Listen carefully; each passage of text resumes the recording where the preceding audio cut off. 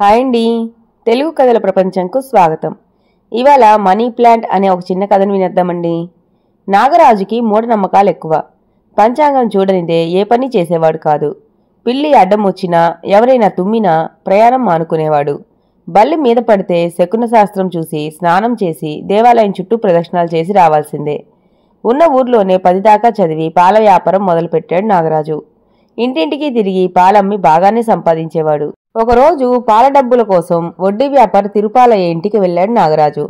ఇంటికి ముందు పూలకుండీలో తీగలు సాగి పచ్చని ఆకులతో కలకల్లాడుతున్న చెట్టు కనిపించింది. రోజు వస్తున్న ఏదో పూల చెట్టు కాబోలు అనుకునేవాడు నాగరాజు. ఈరోజు జాగ్రత్తగా గమనించాడు. చిన్న మొగ్గగాని కాయగాని పువ్వు గాని లేదు. చెట్టేమో పందిరి నిండా అల్లుకుంది. ఇదేంటబ్బా అనుకుంటూ ఆ చెట్టునే చూస్తూ నిలబడ్డాడు నాగరాజు. అంత పరధ్యానంలో ఉన్నావేమయ్యా నాగరాజు? తిరుపాలయ్య భార్య సుబ్బాయమ్మ పిలుపుతో ఈ లోకంలోకి వచ్చాడు నాగరాజు. ఇంత బాగా అల్లుకున్న చెట్టుకి ఒక్క పువ్వు లేదు, కాయ లేదు, ఏం చెట్టమ్మా ఇది అంటూ కుతూహలంగా అడిగాడు నాగరాజు. దీన్ని మనీ ప్లాంట్ అంటారయ్యా. ఇది ఎవరింట్లో పచ్చగా పెరుగుతుందో వారింట్లో లక్ష్మీదేవి తిష్ట వేసి కూర్చున్నట్లే అనుకో అంది సుబ్బాయమ్మ. అసలే మూఢనమ్మకాలున్న మనిషి. సుబ్బాయమ్మ మాటలు నిజమే అనుకున్నాడు. ఇలాంటి చెట్టు ఎక్కడ దొరుకుతుందమ్మా ఆశగా అడిగాడు నాగరాజు. ఎక్కడో దొరికేదేంటి, ఇదిగో ఈ కొమ్మను మట్టిలో నాటు, అదే పెరుగుతుంది అంటూ ఒక కొమ్మ తెంచి ఇచ్చింది సుబ్బాయమ్మ. వెంటనే నాగరాజు ఇంటికి వెళ్లి అప్పటికప్పుడు పాదు తీసి మనీ ప్లాంట్ కొమ్మను నాటాడు. ఇదేం చెట్టు మామా, అంత జాగ్రత్తగా నాటుతున్నావు అంటూ వచ్చింది నాగరాజు భార్య శేషమ్మ. దీన్ని మనీ ప్లాంట్ అంటారు, అంటే డబ్బుల చెట్టు అన్నమాట. ఇది ఎండిపోకుండా చక్కగా పెరిగిందే అనుకో, మన ఇంట్లో డబ్బులే డబ్బులు. ఇప్పటినుంచి దీన్ని జాగ్రత్తగా కాపాడుకోవాలి. అప్పుడే చెట్టుకు డబ్బులు కాసినంత ఆనందంగా పలికాడు నాగరాజు. చెట్టు పెరిగితే డబ్బులొస్తాయా? నీ చాదస్తానికి తగ్గట్టు ఎవరో భలే పనిపెట్టేంటు మామా అంది నవ్వుతూ శేషమ్మ. మనం పాలు పోస్తున్న వడ్డీ వ్యాపారి తిరుపాలయ్య లేడు, ఆయన భార్య ఈ మాటలు చెప్పి నాటుకొమ్మని స్వయాన ఒక కొమ్మ తెంచి ఇచ్చింది. మనీ ప్లాంట్ ఇంట్లో ఉంటే సంపద పెరుగుతుందట. మనీ ప్లాంట్ అంటే ఇదే చెట్టని తెలుదు మరి అన్నాడు నాగరాజు. ఇంత మూఢనమ్మకాలున్న మనిషిని నాకు జత చేశావేమయ్యా దేవుడా అనుకుంటూ వెళ్లిపోయింది శేషమ్మ. పాల వ్యాపారం బాగా తగ్గించాడు నాగరాజు. ఎక్కువ కాలం ఆ చెట్టు ముందే కూర్చునేవాడు. కోడిగుడ్డు తొక్కులు, ఇనుప మేకులు, ఇలా ఎవరేం చెప్తే అవన్నీ తెచ్చి చెట్టు పాదులో వేసేవాడు. అందంగా పచ్చగా పెరగసాగింది మనీ ప్లాంట్.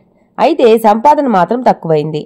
చెట్టును చూస్తూ కూర్చుంటే డబ్బులొస్తాయా, కడుపు నిండుద్దా? నీ మూఢనమ్మకాలు వదిలేసి పనికి పోవా అని ఏడ్చేది శేషమ్మ. చెట్టు బాగా పెరుగుతుంది కదే, లక్ష్మీదేవి తప్పకుండా మనల్ని కరుణిస్తుంది అంటూనే ఉన్నాడు నాగరాజు. నాగరాజు బావమర్ది కిష్టప్ప పట్నంలో ఉంటున్నాడు. చదివింది పల్లెటూరు చదివే అయినా లోకజ్ఞానం కలవాడు. చెల్లెల్ని చూసిపోదామని వచ్చాడు. అన్నతో తన గోడు చెప్పుకుంది శేషమ్మ. ధైర్యం చెప్పి చెల్లెల్ని ఓదార్చాడు కిష్టప్ప. రాత్రి భోజనాలయ్యాక అంతా నిద్రించారు. అమ్మో ఏదో కరిచింది అని అరుస్తూ నిద్రలేచాడు నాగరాజు.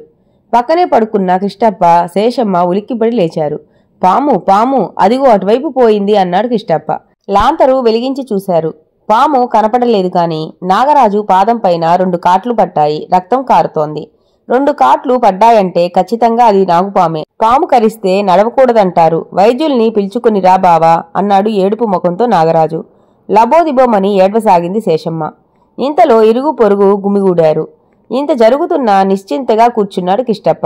ఒక పక్క విషం ఎక్కుతూ నా ప్రాణాలు పోతుంటే కదలకుండా కూర్చున్నావేమయ్యా, త్వరగా వెళ్ళవయ్యా బాబు అంటూ ఆత్రంగా అరవసాగాడు నాగరాజు. నీ ప్రాణానికేం భయం లేదులే బావా. అన్నట్టు ఇప్పుడే గుర్తొచ్చింది. పాము కరిస్తే తులసి చెట్టును ముందుంచుకొని ఆ చెట్టునే చూస్తూ కదలకుండా కూర్చుంటే చాలు, పాము విషం దిగిపోతుంది. చొప్పదంటు శాస్త్రము అనే పుస్తకంలో నేను చదివాను. ఈ తులసి చెట్టు ముందు కూర్చుందువు రా బావా అన్నాడు కిష్టప్ప. ప్రాణం పోతుందని నేనేడుస్తుంటే నీకు వేలాకోలంగా ఉందా? చెట్టు ముందు కూర్చుంటే విషమెలా తగ్గుతుందయ్యా అన్నాడు కోపంగా నాగరాజు. అందరూ చిత్రంగా చూడసాగారు. ఏ పని చెయ్యకుండా మనీ ప్లాంట్ ను పెంచుకుంటే చాలు, డబ్బులు వస్తుంటే ఏ మందు వేయకుండా చెట్టు ముందు కూర్చుంటే విషం దిగిపోదా? మీరే చెప్పండి అన్నాడు కిష్టప్ప.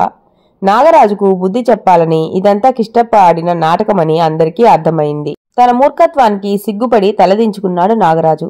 ఇంతటితో కథ కంచికి మనం ఇంటికి. ఈ కథ కనుక మీకు నచ్చినట్లయితే లైక్ చేసి, షేర్ చేసి, కామెంట్ చేసి మన ఛానల్కి సపోర్ట్ చేసేయండి ఫ్రెండ్స్. ఇక ఉంటానండి. By by.